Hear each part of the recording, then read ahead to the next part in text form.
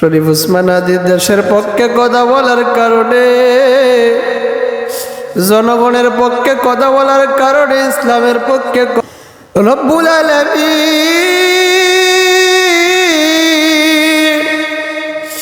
আয় আল্লাহ গত রাত বাংলাদেশ প্রেমিক শহীদ উসমান হাদী শরীফ উসমান হাদী দেশের পক্ষে কথা বলার কারণে,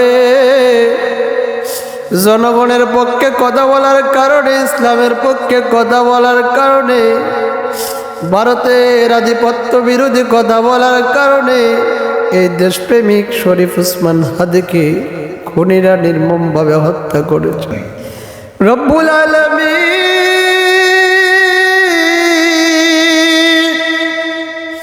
আয় আল্লাহ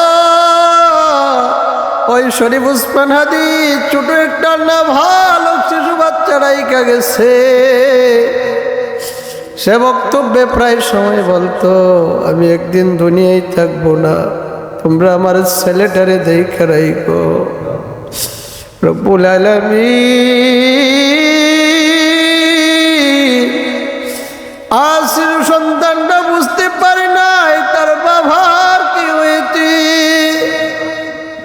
ওই তেরাটা এক সময় বুঝমান হবে, বাবা বাবা বইলা বাবারে খুঁজবি, কিন্তু ওই বাবা ডাকের সারা খেয়ে দিবে।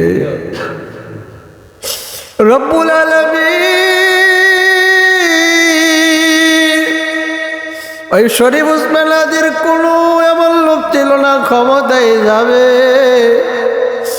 আজ দেশের পক্ষে, জনগণের পক্ষে কথা বলার কারণে নিজের জীবনটা দিয়ে দিতে হলো।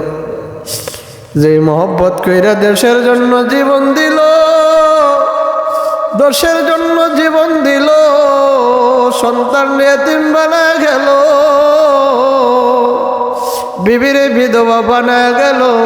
আয় আল্লাহ আপনার বান্দারের শহীদ মর্যাদা দিয়ে দিও, শহীদদের কাতারে আসন্ন সুর করাইও মালিক।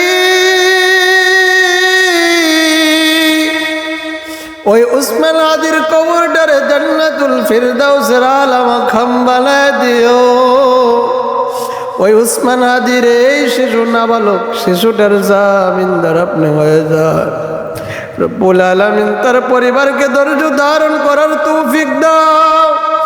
আয় আল্লাহ বাংলাদেশে শান্তিময় দেশ বানায় দাও। আয় আল্লাহ যে জালিমেরা, ভারতের অগ্রপতিরা, ওই ভারতের আমেরিকার দালালেরা আমাদের দেশকে নিয়ে যে চক্রান্ত খেলতেছে, আল্লাহ এই চক্রান্ত থেকে দেশে হেফাজত করো, দেশের জনগণকে হেফাজত করে রে মালিক। আয় আল্লাহ দেশে ধ্বংস করতে চায় না, তারা ইসলামরেও ধ্বংস করতে চায়। রব্বুল আলামিন সব ধরনের চক্রান্ত থেকে আমরা দেশে হেফাজত